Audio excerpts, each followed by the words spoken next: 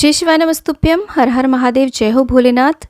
Radhe Radhe everyone. आज की इस वीडियो में मैं आपको बताने वाली हूँ कि सावन के अधिक मास में दीपदान हमें किस प्रकार से करना चाहिए, क्या इसका महत्व होता है, दीपदान करने की सही विधि क्या होती है, कितने दीपक प्रज्वलित किए जाते हैं और दीपक कहाँ कहाँ पर और कब लगाए जाते हैं, दीपक कैसे तैयार किए जाते हैं और कौन सी वो विशेष तिथियाँ हैं जिन पर हमें ये दीपक प्रज्वलित करने चाहिए और दीपक कब और कैसे लगाएं और दीपक कहाँ कहाँ पर हमें ये प्रज्वलित करने होते हैं। तो ये सारे प्रश्नों के उत्तर आपको इस वीडियो में मिलने वाले हैं। जैसा कि फ्रेंड्स आप सभी को पता है कि इस बार जो अधिक मास है वो सावन के साथ में संयोग करके आ रहा है। अधिक मास जिसे कि हम पुरुषोत्तम मास, मल मास भी कहते हैं, बहुत ही विशेष होता है। इसमें भगवान श्री विष्णु का पूजन किया जाता है। जब ये सावन के साथ में संयोग करता है तो ये बहुत ही ज़्यादा विशेष पुण्यकारी हो जाता है, क्योंकि इस महीने में महादेव के साथ साथ भगवान श्री विष्णु का भी पूजन किया जाता है। तो इस महीने में विशेष रूप से दीपदान किया जाता है।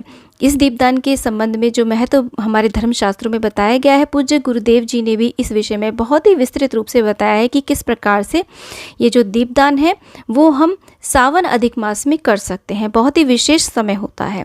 कई बार ही होता है कि हम रोज़ाना पूजा नहीं कर पाते हैं, धूप दीप नहीं कर पाते हैं, दीपक प्रज्वलित नहीं कर पाते हैं। तो उन सभी कमियों को दूर करने के लिए यदि पूरे वर्ष आप पाठ पूजा नहीं कर पा रहे हैं तो पूरे 365 बाती का यदि हम दीपक प्रज्वलित कर देते हैं तो उन सभी हमारी जो वो कमियां होती हैं वो दूर हो जाती हैं और हमें भी पूरे वर्ष भर पूजा का पुण्य लाभ प्राप्त होता है। विशेष रूप से ऐसा अधिक मास जो सावन के साथ हो, उसी अधिक मास में 365 बाती के दीपक का विशेष महत्व बताया गया है। ऐसा शुभ संयोग पूरे 19 वर्ष बाद आ रहा है। तो इस अवसर को हमें हाथ से नहीं जाने देना है, सभी को इसका लाभ उठाना है, क्योंकि ऐसा करने से घर में सुख समृद्धि आती है। जीवन में जितने भी कष्ट होते हैं ना वो सब समाप्त हो जाते हैं और पूरी वर्ष भर की पूजा का हमें पुण्य लाभ प्राप्त होता है। महादेव के साथ साथ में विष्णु भगवान की भी कृपा हमें प्राप्त होती है, माता महालक्ष्मी की भी हमें कृपा प्राप्त होती है।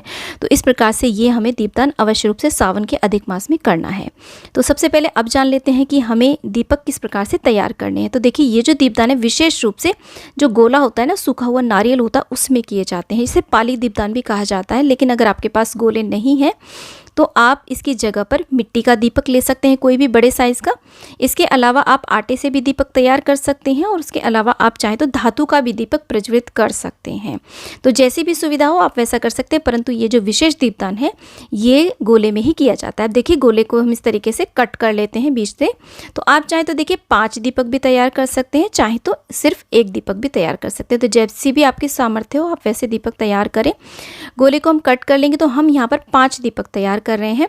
इस तरीके से देखिए, हमने गोले को कट कर लिया है। तो लंबी बाती के लिए इस तरीके से हमारे ये गोले तैयार हो गए हैं। अब बाती किस प्रकार से हमें बनानी है, हमें कच्चा सूत लेना है, या तो कच्चा सूत ले लें, नहीं तो लाल कलावा। लक्ष्मी प्राप्ति के लिए, घर में सुख समृद्धि के लिए लाल कलावे की बाती हमें अवश्य रूप से प्रज्वलित करनी चाहिए, बहुत ही शुभ रहती है।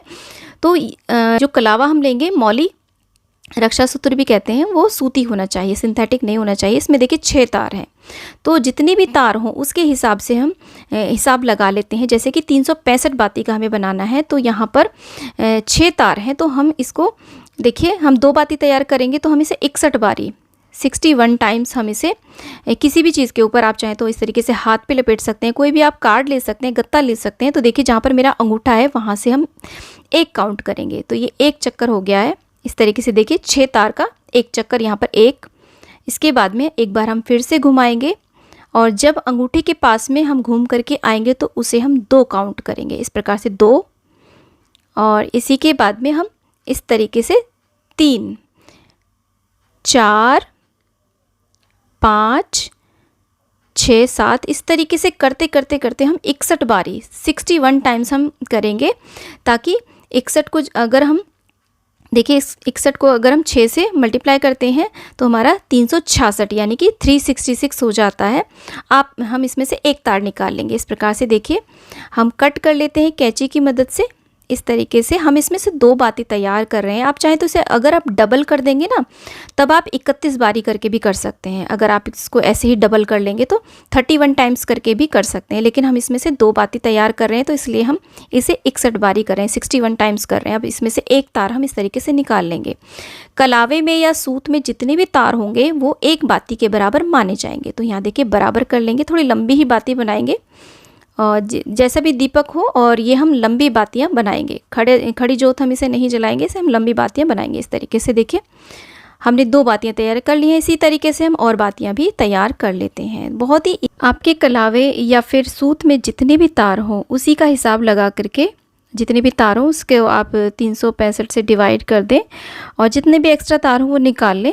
तो ऐसे बाती तैयार हो जाती हैं बहुत ईजीली हिसाब लगा करके। तो आप उसे चाहे तो दीपक में या फिर इस तरीके से गोले के अंदर दीपदान कर सकते हैं। तो हम यहाँ पर 5 दीपक बना रहे हैं। और देखिए, दीपक को खाली ज़मीन में नहीं रखना है, उसके नीचे आप कोई अक्षत पुष्प या फिर कोई भी आप चाहें तो देखिए सराही, मिट्टी की सराही ज़्यादा अच्छी रहती है, क्योंकि जब ये जो दीपक है जब हम इसे ना प्रज्वलित करते हैं ना तो ये सारा गोला जल जाता है बुरे तरीके से। तो आप स्टील की कटोरी में तो आप यदि रखेंगे तो कटोरी भी ख़राब हो जाएगी, और मंदिर आदि में हम रख करके आते हैं तो आप चाहें तो यहाँ पर सराही यानी कि जो बड़ा सा दीपक आता है ना मिट्टी का, वो ले सकते हैं, वो नीचे रख सकते हैं। और उसके बाद में यहाँ पर हमने गाय का जो घी है उसको पिघला लिया है, इस तरीके से हम यहाँ पर डाल देंगे।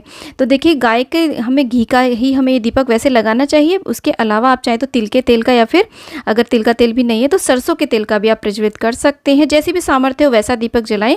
हो सके तो देसी घी का आप ये दीपक प्रज्वलित करें तो बहुत ही ज़्यादा शुभ रहता है। इसके अलावा जैसी सामर्थ्य हो वैसे आप जला सकते हैं।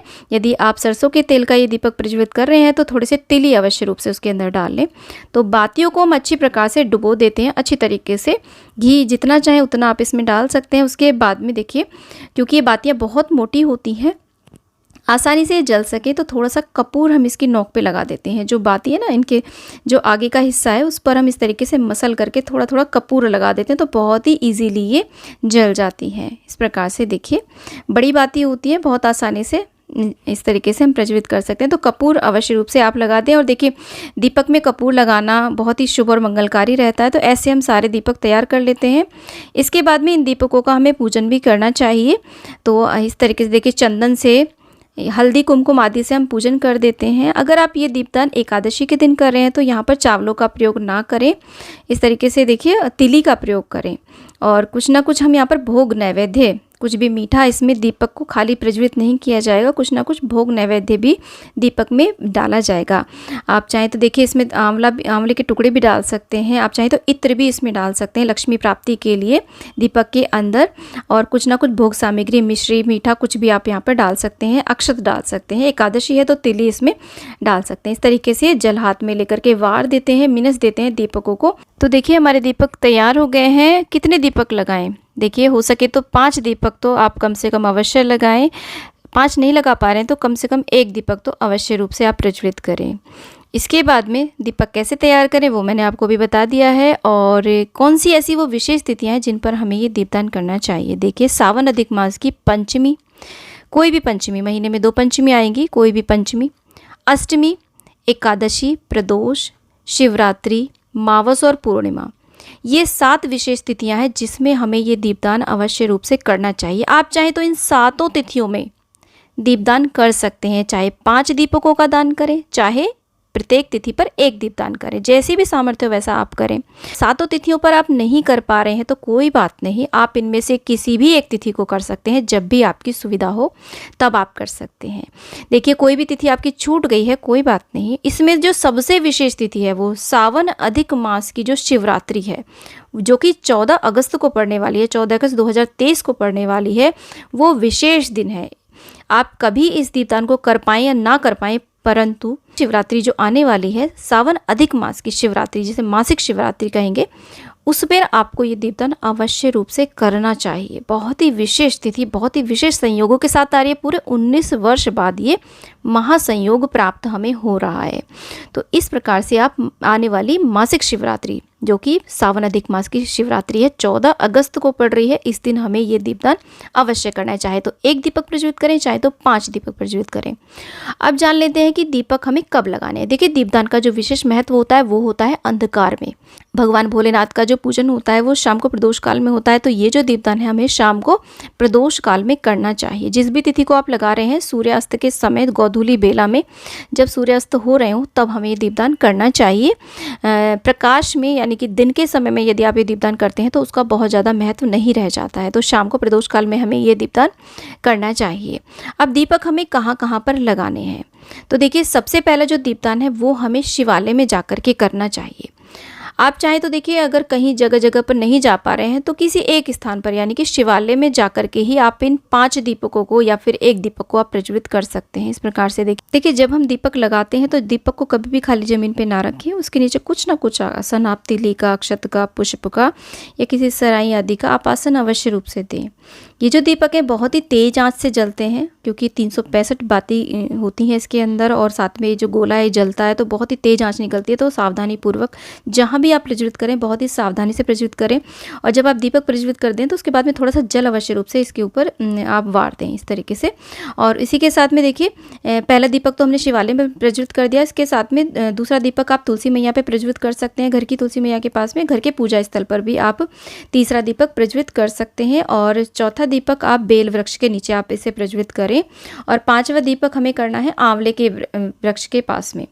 तो दीपक जो प्रज्वलित करना है उसका जो मुख है सभी देव वृक्ष या शिवालय की तरफ होगा।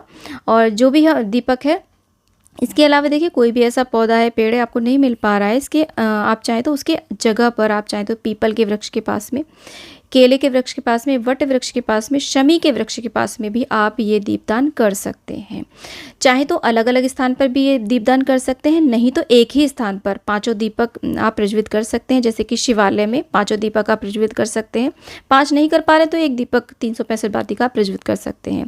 अब देखिए, किसी कारण से आप घर से बाहर नहीं जा पा रहे हैं तो आप इस दीपदान को घर पर रह करके भी कर सकते हैं।